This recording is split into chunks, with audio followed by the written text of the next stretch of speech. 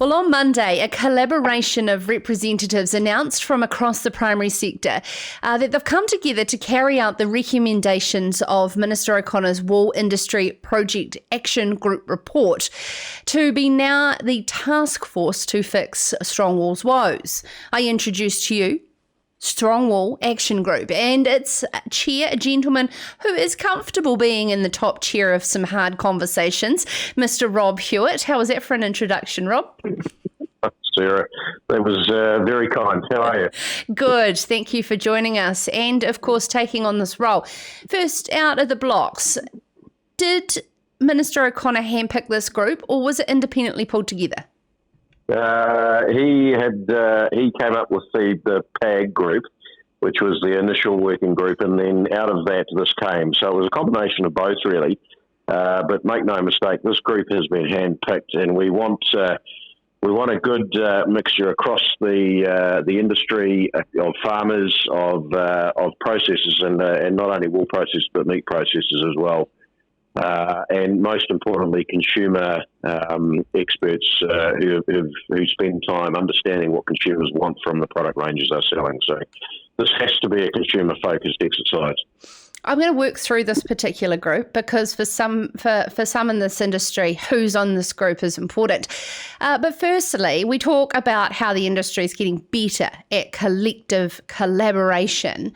How come the likes of the talk of Emerge Primary Wool Co-op and Wool's of New Zealand, 2,000 suppliers, or a very large collective of interests such as the National Council of Wool Interests that Craig Smith pulled together over this time are not a part of this group? Well, Thomas Sullivan's in there, and he's involved with the Council of Wool Interests, I believe. But fundamentally, look, we could have probably 3 times as many members as we've got, and you've just got to draw the line somewhere.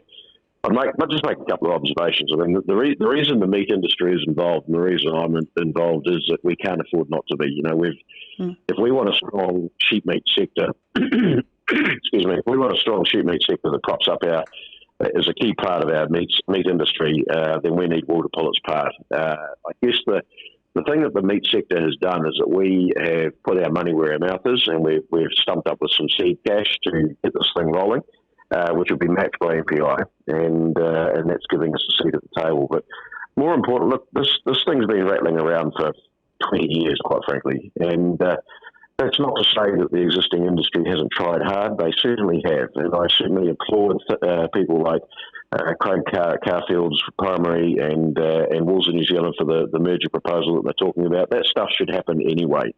But, you know, I think it's fair to say that a bigger version of what we've got will not solve the problems of the strong wool sector. We need to come at this from a different angle, and that's why, in part, that we've certainly got representatives from the existing wool sector. We can't have them all, otherwise the group would be too big. And we're certainly committed to contacting and working with people in the sector if they want to be, and we'll be reaching out to them in due course. Okay, totally understand. Coming at it from different angles. And of course, this group represents, as you said, 4 red meat processing and marketing companies, and of course, marketing and innovation expertise. Naming this, yourself, Rob, Kate Ackland, Mount Summer Station, Paul Alston from Cavalier Bremworth, Tony Balfour was formerly of Icebreaker, David Ferrier from Wool Scouring New Zealand, Craig Hickson, of course, well known in the red meat industry, as is Andrew Morrison, Chair of Beef and Lamb, and Tom O'Sullivan, as you mentioned, Campaign for Wool. Of course, some from outside of the red meat and wool sector, such as John Rodwell involved with dairy, and Nardine Tunley, honey and pip fruit. And then exporters such as Peter Whitman and Steve Williamson from New Zealand Merino. Fantastic, bright minds within our industry. Will we see outside of industry thinking come to the table this time round? Absolutely. That's look, really, I think this group's really only got one real aim. I mean, there's 2 or 3, but fundamentally the big job in town is to bring what is called outside and thinking into the wool sector. And this is, unashamedly, I'm nicking this idea from Te Hono, which is a Stanford boot camp for New Zealand agricultural exporters. That's been running for about 10 years, and New Zealand Merino have been integral to this over that time. And really what it is bringing a consumer lens to looking at this problem in the wool sector specifically here. we're not about inventing a solution, looking for a problem. We want to actually create a solution that the market is looking for. And I take my hat off to the fine wool sector.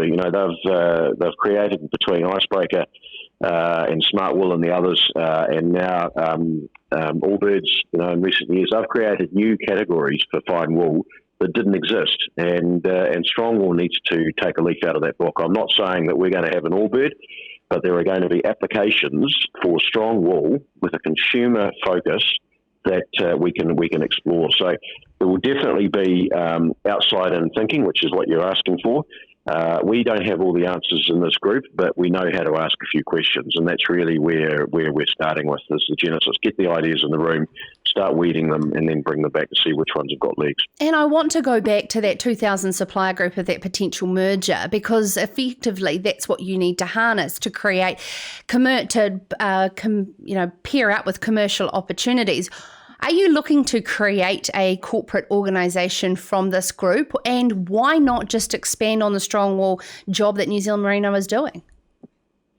Well, I mean, New Zealand Merino are doing a great job as far as I'm concerned. There's certainly a lot of learning that we can take out of there, and we intend to. That's why Steve Williamson's on the working group.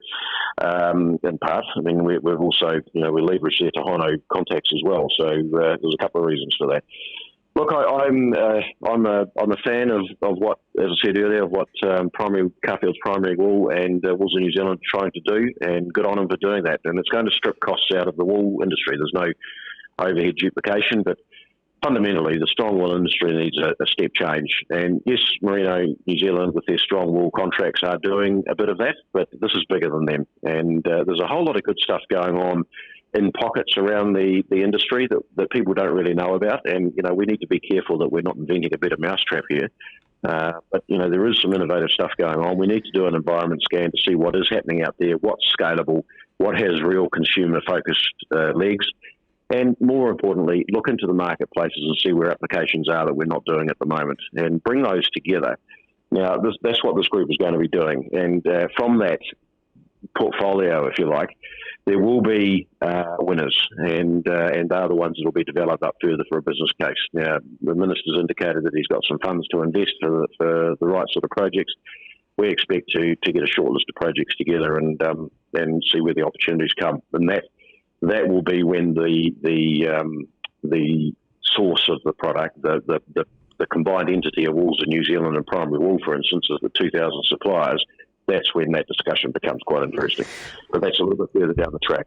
Rob, I know your concerns as a farmer will be very much at the table with this as well. What I'm concerned about is there's some fantastic innovations that are not about bulk wool. So you're extracting keratin, putting it into pharmaceuticals, the small amount used for a wool mask, for example. Some of these incredible innovations are not reflective of a per kilo industry structure to return value to the farmer.